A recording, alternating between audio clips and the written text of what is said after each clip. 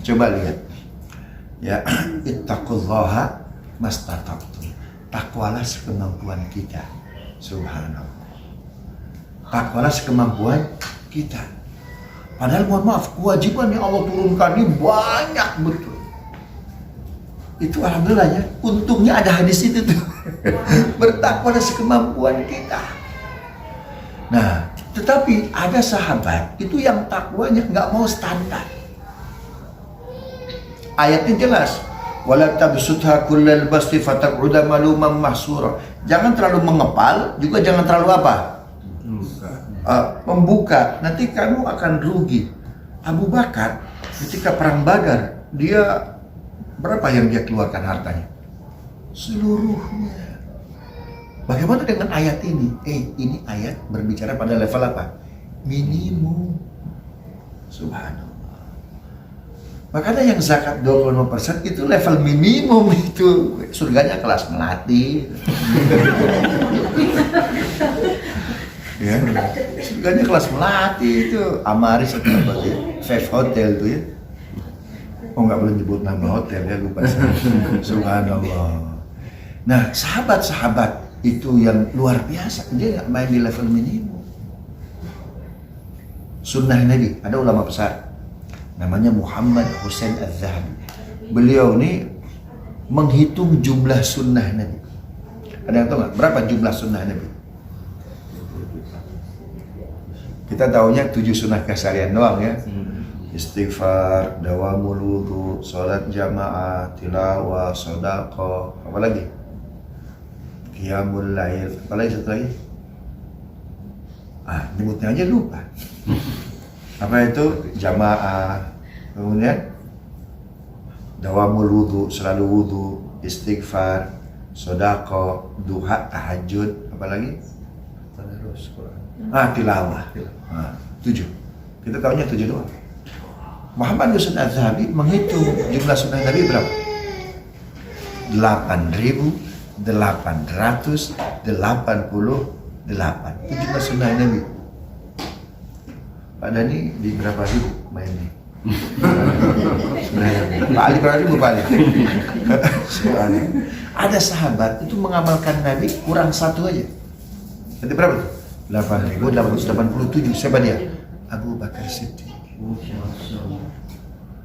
Ketika Rasulullah wafat, Aisyah putriku, ayah, ibadah ayah, amal ayah udah mirip suamimu belum?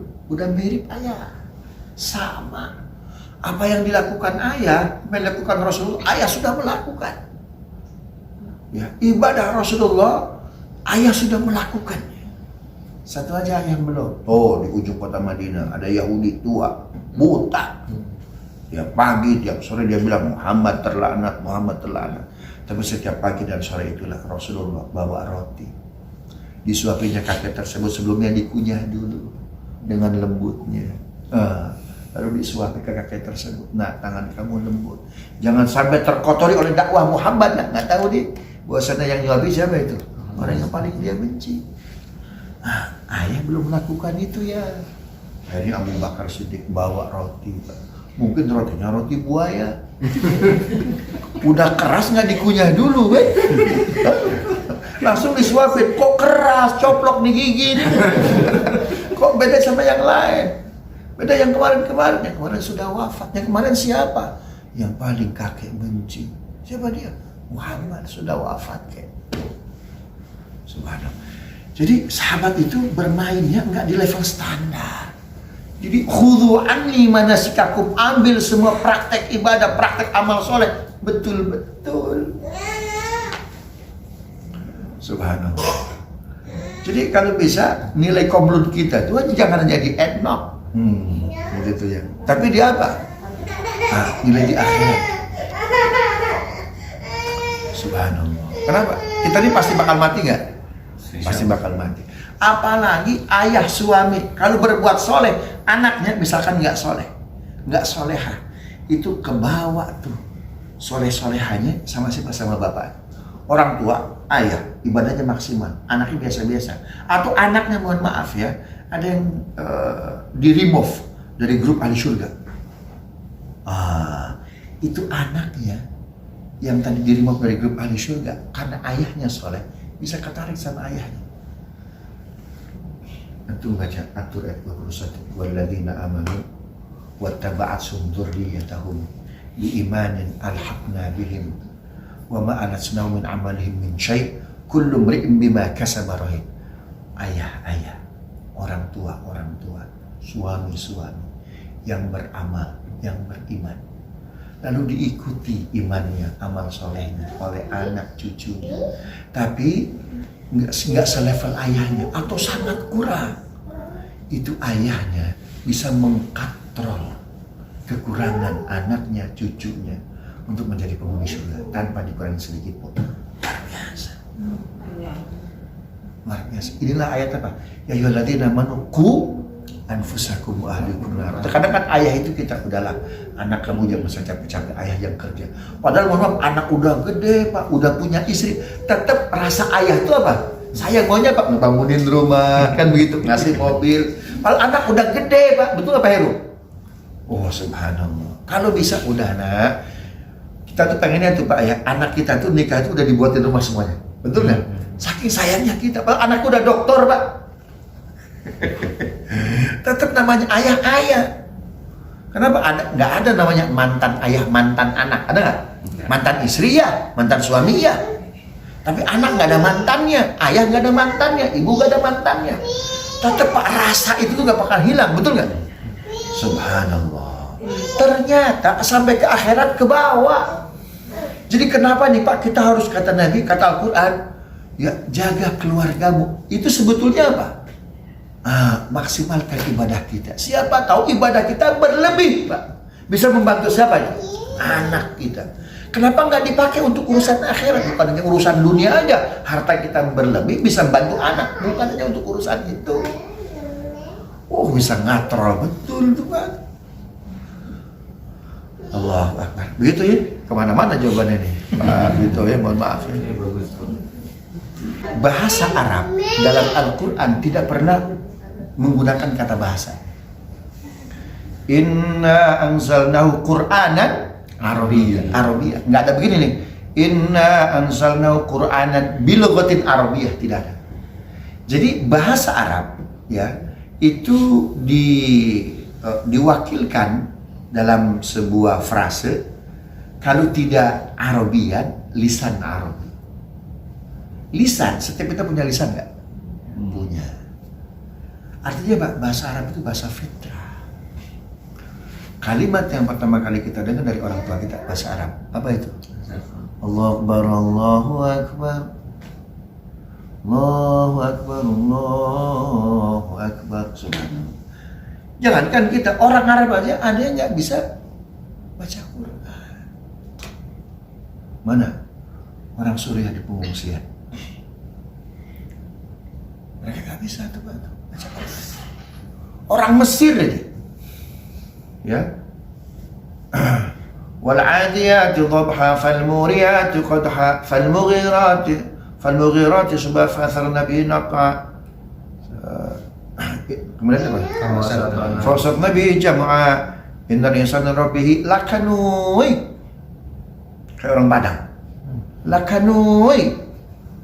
Ya, al-ari'ah, mal-ari'ah. Kan orang Mesir nggak bisa nyebut apa? Qaf. Bikulta. Ngomong apa kamu? Harus apa? Bikulta ayyan kulta. Kan begitu. Bikulta. Qaf nggak bisa dia. Dalam sholat ke bawah. Al-ari'ah, mal-ari'ah. Harus apa? Al-qari'ah. Kalau nggak belajar nggak bisa.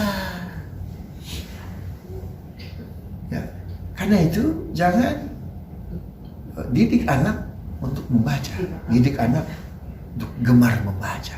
Iqra artinya belajar. Subhanallah. Nah, tentu level tertentu ya, ada orang ingin menafsirkan Quran, maka dia harus paham linguistik secara kokoh, nau, sorok, mani, mantek, bayan, badi, metafor dan lain sebagainya. Tapi kalau Bapak Ibu bagi pekerja, paling tidak baca Quran benar. Alif Lam Mim, bukan Alif Lam Mim itu satu huruf, Tapi alif satu huruf, lam satu huruf, mim satu huruf. Berapa itu? 30. Itu bagi yang baca Quran ya tata. Apa itu? Nggak benar, terbata-bata. Ya, kalau yang benar makhrajnya, maka kata Imam Hasan Al-Basri itu ditambah 30. Berapa itu? 40. Oh, subhanallah.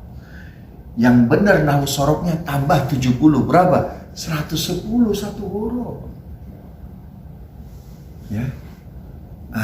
Kita level tertentu paling tidak benar aja bacaan sholatnya, benar bacaan Qurannya. Kecuali kita ingin jadi mufassir harus, ingin jadi ahli hadis harus. Begitu tuh ya. Dulu saya ketika di Sudan ngambil S3 kebetulan linguistik tuh. Itu saya ujian jam 8 pagi sampai jam 8 malam. Ya. Tebal skripsi, tebal disertasi 1200 halaman. Ya. Itu sampai pembimbing saya bilang, ini mahasiswa zuhur asarnya dijama aja. Subhanallah. Karena di sana ujiannya nggak beraturan. Ya, penguji ada 10. Ya, satu nguji 1 jam. Ya. Itu nggak langsung pulang tuh. Ya. Terus uji orang kedua, orang ketiga bisa jadi orang pertama lagi tuh. Jadi nggak ada aturan, suka-suka aja. Subhanallah. Sebelum ujian kan masih hafal Quran. Hafalannya bukan hanya verbal, tapi apa? Tulisan. Sedangkan tulisan Quran beda dengan tulisan imla'i, Pak. Aqimis shalah. Kalau tulisan imla'i alif lam shad lam alif tak marbutoh. Tapi kalau Quran as-shalah apa? Alif lam shad lam waw tak marbutoh. Salah sedikit balik lagi ke Al-Fatihah. Dulu nggak rontok nih Pak nih. Dulu nggak rontok nih Pak nih. Subhanallah. Ya. Kecuali yang memang menekuni bidang Quran, bidang agama.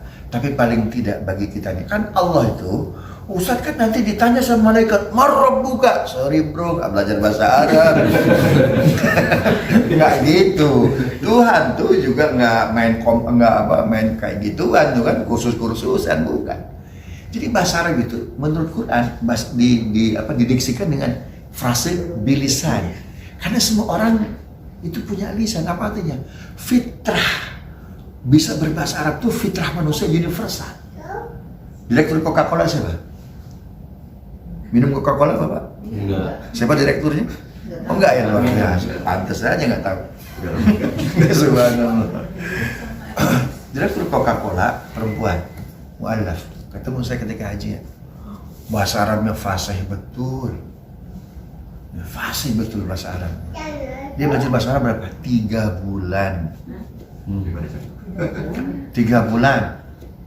Ya, she can speak, she can write. Orang Indonesia. Orang Amerika Ibu. Orang Arab, jangan Orang Arab. keluarga Arab. Hah? Tidak. Lebanon. Enggak. Coba cek di Google, Ya, cek di Google. Subhanallah. Tiga bulannya aja. Kenapa? Karena kemauan, kesungguhan. Subhanallah. Begitu tuh ya. Bahkan Renaissance, ya, revolusi industri di Perancis itu dari bahasa Arab.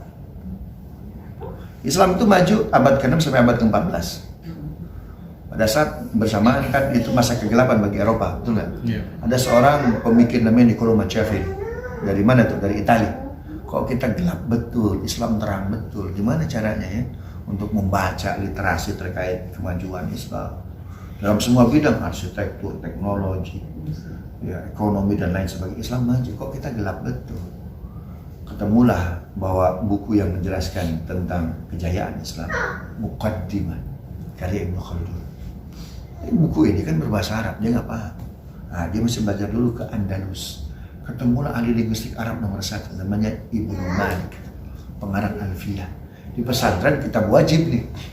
Qala Muhammadun huwa ibnu Maliki, Ahmadu Rabbila khairu Maliki. Belajarlah nih, siapa? Niccolo Machiavelli ke Ibnu Malik, belajar bahasa Arab. 3 bulan. Bisa membaca, bisa menerjemahkan, bisa berbicara. Kenapa? Sungguh-sungguh menjada wajah. Man malesa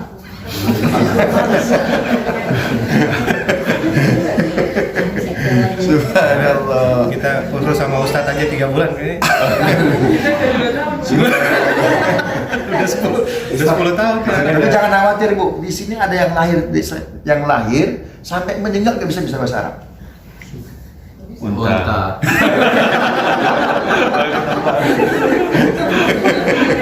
Subhanallah. Nah, sehingga ketika dia bisa bahasa Arab, dia baca muqaddimah. Lalu dia bawa tuh muqaddimah, pemahamannya menjadi seolah-olah karya dia. Dalam sebuah buku namanya Il Bridge, The Bridge. Pak Karno, Pak Harto sebelum tidur baca buku itu. Kemudian tesis saya di ilmu politik itu. Ya, kontribusi Islam terhadap pemikiran politik Barat. Saya sampai ke Sorbonne Pak penelitian itu Pak. Jadi kutipan penting dalam Il Bridge itu, pakai dalam kurung Alif Khalifah. Il Bridge itu covernya berbahasa Arab Pak. Masuk saya ke perpustakaan Sorbonne, saya bilang, this is Alif symbol of hope, yes you are. Ibnu and Khaldun, yes you are. Jadi kutipan penting dalam Il Bridge itu ngambil dari mana? Ibnu Khaldun, Muqaddimah. Lalu lahirlah apa? Renaissance, revolusi industri. Ini dari bahasa Arab itu. Subhanallah. Makanya Pak Habibie, Pak Heru, di 2007 kita dikumpulkan. Kalian, mahasiswa Indonesia yang sedang ambil doktor di Mesir. Kalau saya bisa baca Quran seperti kalian, kalau saya bisa paham Quran seperti kalian, Indonesia bukan hanya punya CN 235. Ada Pak Habibie itu Pak Heru. Subhanallah. Indonesia lebih dari itu. Berangkat kalian ke Jerman, berangkatkan kita itu ongkos beliau. Subhanallah. Maka setiap pengajian saya niatkan ya Allah buat pahalanya sampai kepada Pak Habibie juga. Jadi kalau kita serius itu sebetulnya bisa. Cuma untuk level kita mungkin nggak perlu sampai yang dalam-dalam gitu ya. Minimal itu tadi saya bilang Pak, minimal Ustaz Sofi ceramah di masjid kita bisa ngerti. Nah itu sampai level itu masih belum sampai jauh. Caranya minta teksnya. Ada teksnya. Sekarang kan teks khutbah Jumat semua sama kan. Minta teksnya itu. Udah ada kalau itu udah ada. Udah ada ya? Di WhatsApp group setiap Jumat ada yang sharing nih. Ada yang sharing ya. Di situ kan kalau nggak salah ada apa itu? Dikasih apa tuh ya? Translator kan? Kalau bisa nanti jangan pakai itu. Ustaz, saya mau tanya, biasanya dalam Al-Quran kan selalu berdampingan tuh sholat dan zakat itu gimana Ustaz penjelasannya? Kalau kita baca tuh selalu berdua-dua itu berdampingan. Terus pertanyaan satu lagi, kalau kita berbohong dengan anak demi kebaikan sebenarnya, apakah itu harus dizakatkan juga? Baca Ustaz. Baik, terima kasih Bu. Ayat aqimus shalah wa atuz zakat ini diturunkan di Madinah. Karena zakat itu tidak ada pada periode Mekah. Periode Mekah hanya infak sedekah saja Bu. Nah, sedangkan zakat itu baru pada kedatangan Nabi di Madinah. Karena Nabi butuh konsolidasi ya untuk membangun sebuah state gitu, apalagi ada challenge Badar dan lain sebagainya. Maka perlulah kita menyiapkan amunisi, maka zakat. Nah sebetulnya kesalehan seseorang dalam hubungan vertikal itu terlihat nanti bagaimana dalam horizontalnya, hablum minan nasnya. Makanya kenapa kita ketika salam itu, ketika sholat menghadap semua ke kiblat, tapi ketika selesai apa? Silakan assalamualaikum warahmatullahi wabarakatuh. Assalamualaikum warahmatullahi wabarakatuh. Lihat sebelah kanan, ada yang kerepotan tidak, ada yang kesulitan tidak. Lihat sebelah kiri, ada yang kekurangan tidak, ada yang lapar tidak. Itu ada social language sebetulnya di situ, ada social simbol di situ. Jadi orang itu nggak dilihat soleh karena dia rajin soleh, karena rajin tahajud, ya, karena rajin umroh tiap bulan, haji tiap tahun. Pada saat yang bersamaan tetangganya kelaparan, maka bisa jadi amal soleh dia berupa hablum minallah, tuh ya. Itu mohon maaf akan menjadi amal yang bangkrut.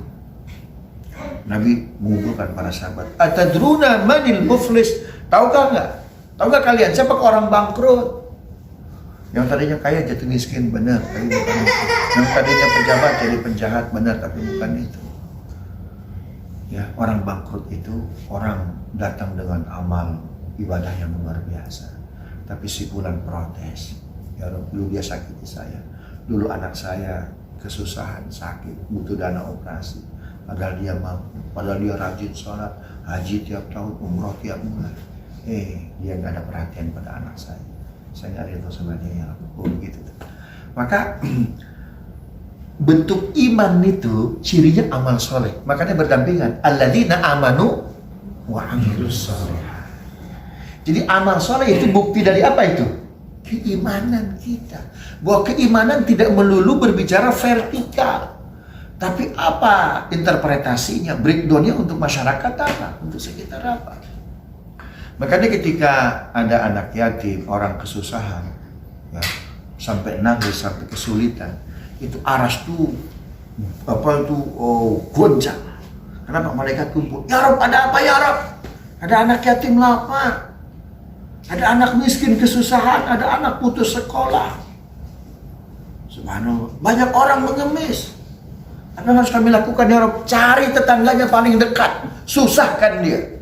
Hadis qudsi ini Pak, repotkan dia, hancurkan keluarganya. Seperti itu tuh Pak. Tapi di sisi yang lain ada anak yatim, miskin, senyum dia, semeringah dia. Kenapa? Sekolahnya bisa lanjut walaupun orang tuanya nggak ada. Ya, orang walaupun di PHK tapi alhamdulillah masih bisa makan sehingga dia berdoa tersenyum. Aras pun bergetar juga. Karena ada apa ya Rabb? Orang miskin senang, orang susah bahagia. Apa yang harus kami lakukan ya Rabb? Cari siapa yang memberi nafkah kepada mereka, siapa yang memberi sedekah kepada mereka, kayakan dia, harmoniskan rumah tangganya, soleh-solehakan putra-putrinya. Luar biasa. Justru kalau kita merasa payah nih ibadah hablum minallah, tahajud enggak kita, sholat Daud, sari sholat sari enggak, sari sholat sari enggak, gitu. Subhanallah. Maka ganti dengan apa itu? Hablum minannas. Misalkan nih, mohon maaf ya, kita kayaknya puasa enggak keren-keren amat, tarawih ada yang bolong, kalau bisa sodakohnya lebih hebat gitu. Ya, maka kenapa itu berdampingan? Aqimus shalat wa atuz zakat. Ya, bahwa kesalehan individu mesti dibuktikan dengan kesalehan apa? Sosial. Ya, kesalehan sosial. Subhanallah. Memang bagusnya begitu, apalagi kalau pakai Ibnu Qudamah, seorang ulama besar, gurunya Imam An-Nawawi. Harusnya kalau sholat kan tiap waktu, aqimus shalat. Maka kalau bisa zakat pun kalau bisa, yang nilainya sedekah tiap waktu juga. Makanya kalau bisa ke masjid tuh jangan tangan kosong. Apalagi di sini menurut saya lihat masjid di Uni Emirat itu ada kotak amal untuk air ya, betul nggak? Ada dua tuh kan, ada air, ada lagi palang merah tuh kan. Subhanallah. Sedekah yang paling Allah cintai sedekah apa itu? Air. Subhanallah. Saya masukin 50.000. Ishwin, cuy. Uang apa itu kan? Saya belum tukar uang tuh Pak. Udah 50.000 aja udah. Subhanallah. Ya. Itu sedekah air, sedekah luar biasa. Maka kalau ke masjid tuh, ya pakai ayat itu, aqimus shalah wa atuz zakat. Rizkinya luar biasa. Ya, rizkinya luar biasa itu. Jadi jangan hanya pakai infak pagi aja sih. Infak pagi kan Allahumma ati munfiqan khalaba, ya Allah yang pagi hari berinfak ganti dengan yang lebih baik, berlipat ganda. Kalau bisa aqimus shalah wa atuz zakat. Salat zakat, salat sedekah, salat sedekah. Luar biasa. Itu bisa 10 kali lipat. Ya, sehari itu bisa 100 orang yang dibekam itu, Pak itu. Subhanallah. Kali 1.000 dirham. Ya, subhanallah, itu luar biasa. Begitu Bu ya? Allah Alam. Kemudian yang kedua tadi berbohong kepada anak. Berbohong kepada anak. Berbohong itu Bapak Ibu itu diizinkan untuk hal-hal tertentu. Contoh, suami berbohong ke istri, boleh? Iya. Ya. Gimana Pak? Enak betul. Padahal anyep betul tuh makanan. Cuma istri itu kayaknya capek betul masak. Udah capek, mana enak Pak? Enggak. Waduh, tuh subhanallah itu tersinggung sekali itu. Maka berbohong untuk kebaikan boleh. Tapi mohon maaf, ini kira-kira mesti kita ukur dulu nih. Kalau kita bohong seperti ini, mohon maaf ya, ada efeknya tidak? Kebaikannya mesti kita definisikan dulu, Bu. Paham ya? Karena mohon maaf, ada bohong kita ini terkadang nggak enakan. Nggak enakan. Contoh. Saya punya paman. Karena saya masih kecil, ketika ayah saya wafat, ya, di Pandeglang, akhirnya pesantren yang ngurus paman-paman kami. Nah, dampaknya beliau menikmati betul jadi pengasuh pesantren. Saya kasih hadiah ke beliau, batu akik. Saya beli batu akik itu 1 juta, Pak.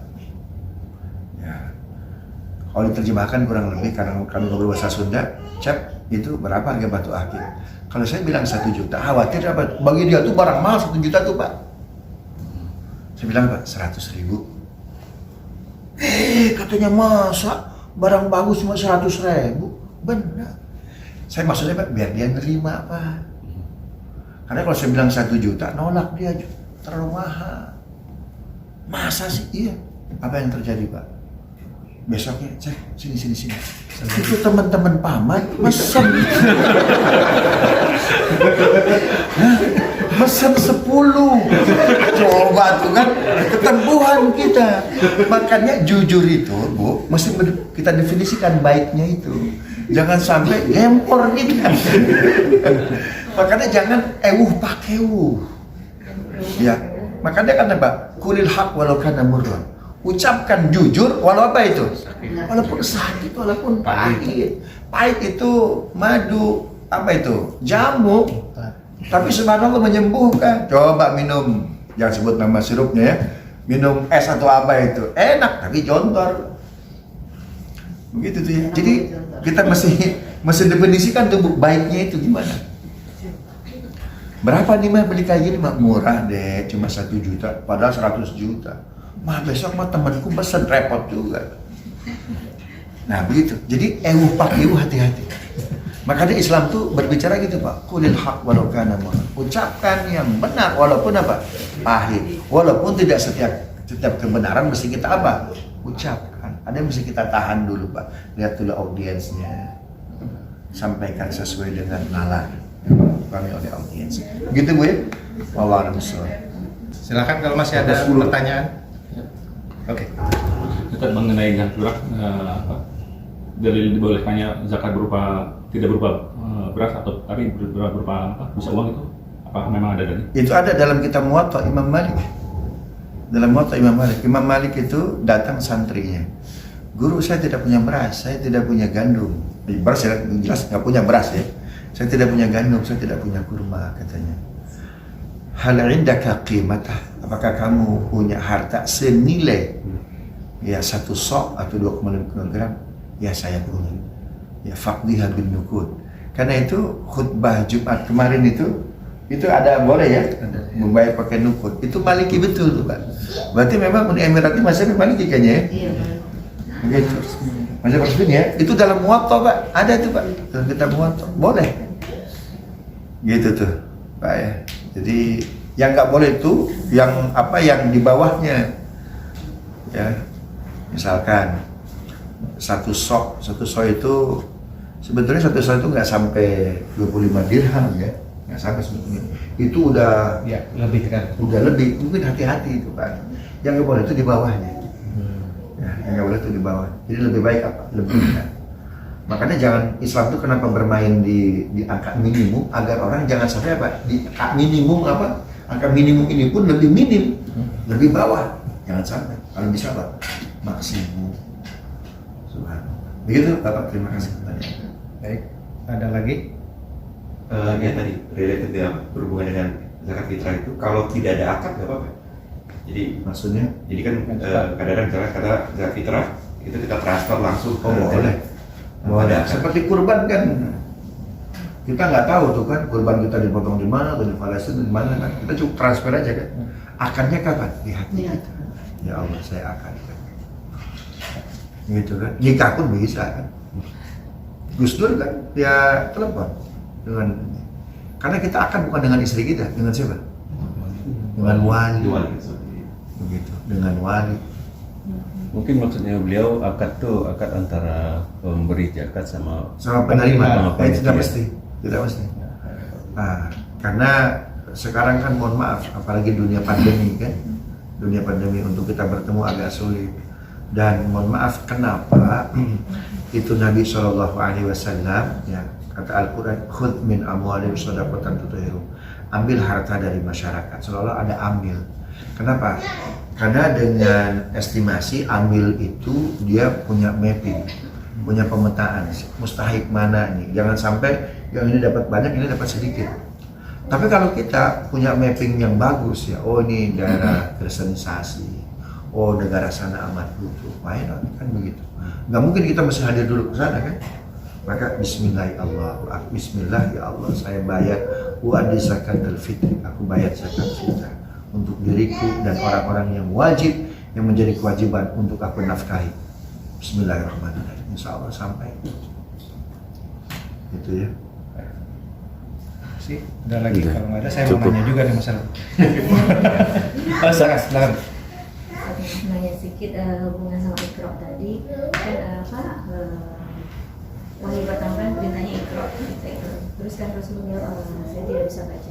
Jadi sebetulnya makna Iqra itu sendiri apa gitu? Apakah kita harus maksudnya baca yang seperti apa? Gitu. Baik. Mohon maaf Bapak Ibu ya, Iqra, bacalah. Bukan berarti Nabi tidak bisa membaca sebetulnya. Loh Ustadz, itu kan ada kalimat dari Nabi, ma'ana biqari.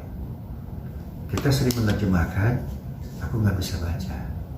Sebetulnya Pak, ma'ana biqari, apa yang harus aku baca. Lalu bagaimana dengan Al-Ankabut ayat 41 gitu ya? La takhutuhu biyaminik. Engkau tidak mencatat dengan tanganmu. Ya. Fakta sejarah, Nabi itu menulis surat ke Kaisar Roma Heraklius, Aslim Taslam, itu Nabi itu. Ya, bahkan Nabi SAW ketika bernegosiasi dengan orang Yahudi bahwa Bismillahirrahmanirrahim sebagai apa itu kepala dari 48 pasal piagam ini masih dicoret, tuh ya. Oleh Ali nggak dicoret, ya, oleh Ali nggak dicoret.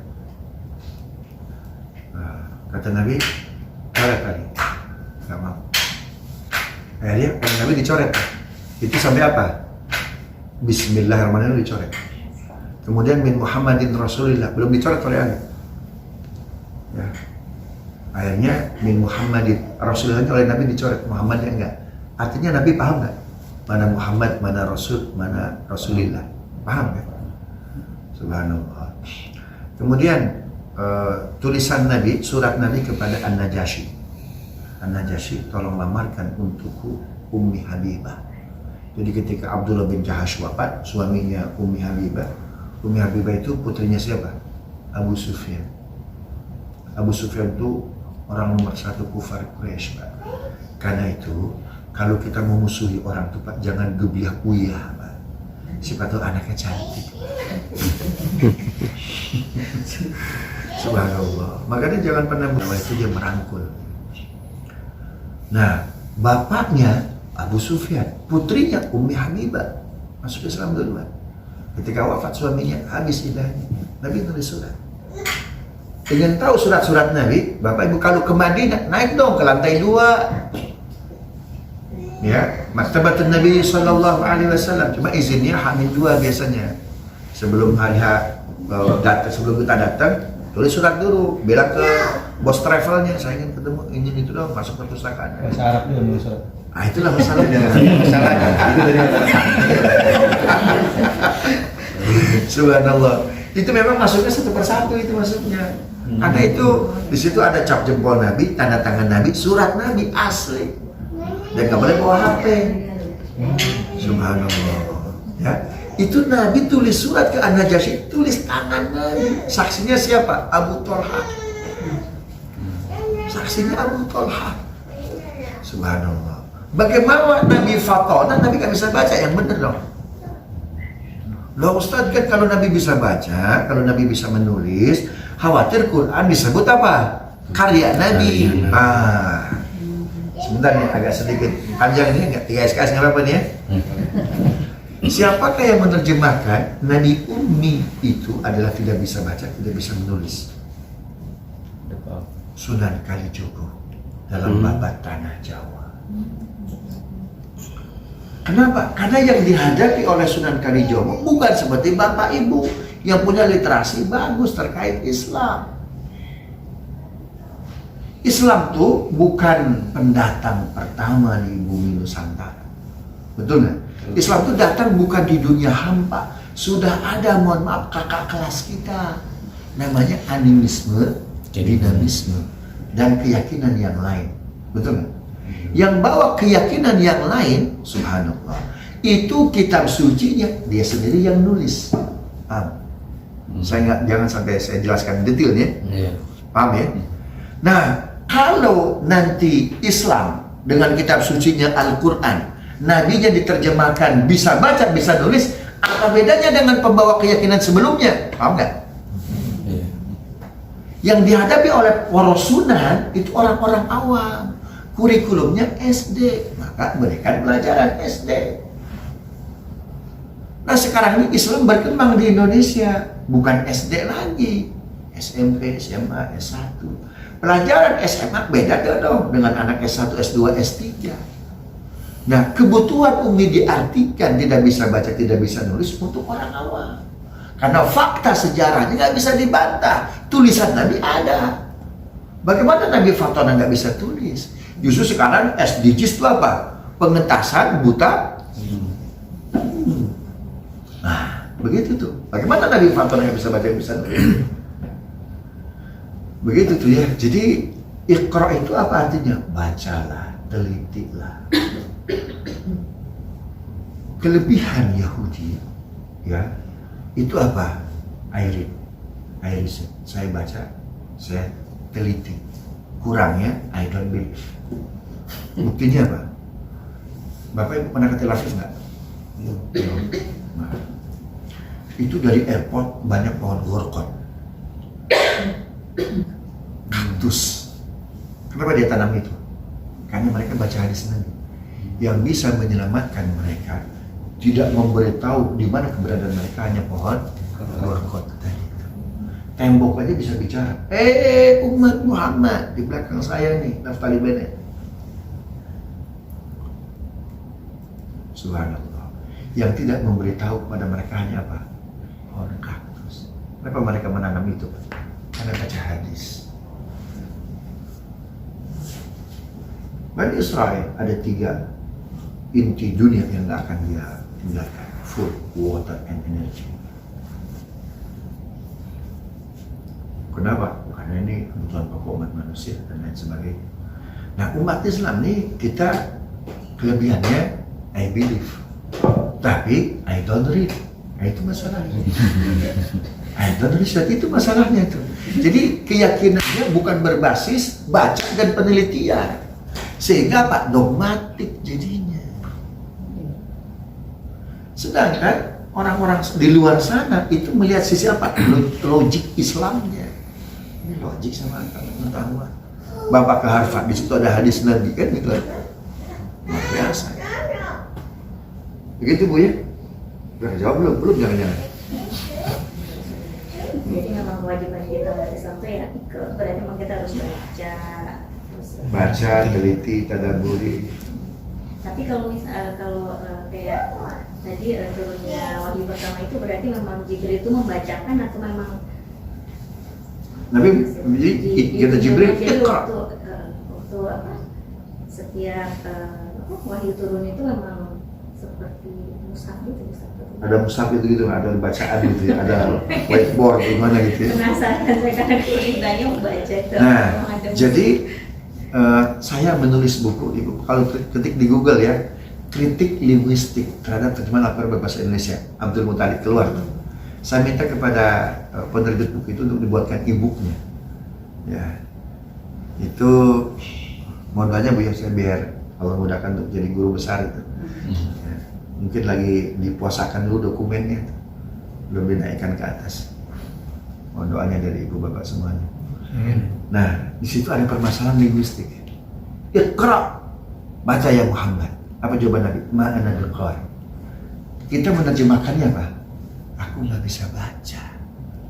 Padahal terjemahan yang pas itu secara linguistik apa? Ma ana biqari. Apa yang harus aku baca? Makanya baru tuh ayat setelahnya apa? Iqra bismi rabbikal ladzi khalaq. Baca dengan menyebut nama Tuhanmu yang telah menciptakan. Baca semesta. Bahwa kamu ada karena ada yang mengadakan. Berarti baca di situ apa kira-kira? Baca, teliti, amati, tadabbur. Makanya ayat ada yang tertulis, ada yang tersirat, kan begitu. Ada ayat Qur'annya, ada ayat kauniyah semesta. Nah, jadi apakah kayak ada white pun ada tulisan? Tidak, itu Nabi dituntun, dibisikin. Nah, itulah Al-Quran masuk ke dada Nabi sekaligus. Ya, tetapi ketika dibacakan kepada para penulis wahyu ini butuh waktu 22 tahun, 2 bulan, 22 hari atau 23 tahun. Seperti penjelasan dalam kitab Al-Itqan fi Ulumil Quran karya Imam Masyuri. Demikian Ibu. Berarti salah nggak Ustaz selama ini pengertian bahwa Rasulullah itu tidak bisa membaca pada saat itu karena Bukan salah mungkin ya, mungkin apa Bu ya? Saya punya interpretasi yang berbeda. Begitu ya. Dan ternyata mohon maaf beberapa profesor linguistik ya, beberapa profesor sejarah, ahli artefak, ini bukti tulisannya. Atau pada saat menerima pertama itu yang belum bisa beliau, kesininya sudah bisa sehingga dia bisa menulis sudah. Jadi Nabi itu kalau wafat ya, Nabi ketika wafat maka semua benda ya material Nabi itu hancur. Gelas Nabi hancur, piring Nabi hancur, ya kemudian sendok hadiah dari orang Persia hancur. Kecuali yang Nabi izinkan kepada sahabat untuk dipelihara. Satu, yang kedua tulisan Nabi akan hancur. Nah, itu kata Nabi. Ya, makanya siapa barbershopnya Nabi? Tukang cukurnya Nabi siapa Nabi? Gak tahu misalnya. Pak itu bukan ya? Itu namanya Abu Tolha. Ya, Abu Tolha itu barbershopnya Nabi. Beliau kalau nyukur tuh enak betul. Kata beliau, ya Rasulullah, ini rambut aku simpan ya. Kalau aku rindu, aku tinggal lihat rambut ini. Silakan kau simpan, maka sisanya akan hancur kecuali yang kau simpan. Berarti apa? Nabi sudah ridho. Makanya sekarang keturunan Abu Tolha sampai ke yang di Turki itu berarti itu benar. izin Dan itu mohon maaf, rambut Nabi apa itu? Memanjang terus. Karena dipotong ya, bukan dipotong, memanjang terus. Orang kalau mati harusnya rambutnya apa? Udah mati kan, nggak begitu berkembang lagi, subhanallah. Nah, kecuali semua yang punya Nabi itu hancur, kecuali yang Nabi izinkan untuk dipelihara oleh sahabat dan tulisan Nabi. Berarti memang itu bukan tulisan siapa? Sahabat. Mana dalilnya? Ayat 17 surat Ar-Ra'd. Fa'amma zabadu fayadhabu jufa'a wa amma ma yanfa'un nasa fayamkuthu fil ard. Yang tidak bermanfaat seperti buih laut hilang diterpa ombak, tapi yang bermanfaat seperti tulisan Nabi, fayamkuthu fil ard, dia akan kokoh di muka bumi seperti karang dihantam oleh ombak, dia tidak akan pernah goyah. Begitu tuh. Jadi saya tidak mengatakan salah Bu ya. Ini mungkin ada ada pemahaman yang terputus mungkin tuh. Ada pemahaman yang terputus karena faktanya tulisan Nabi ada. Bagaimana Nabi fatona tapi nggak bisa tulis? Makanya Iqra itu ya, kita harus menulis. Iya, harus kita terus membaca literasi. Ada lagi Pak Dan?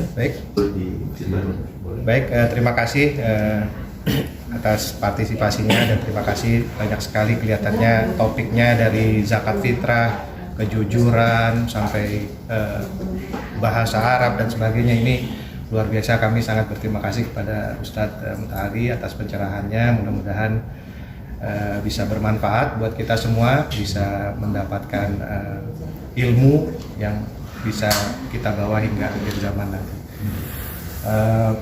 Untuk menutup kajian mungkin kita tutup dengan doa bersama. Silakan Ustaz. Astaghfirullahaladzim.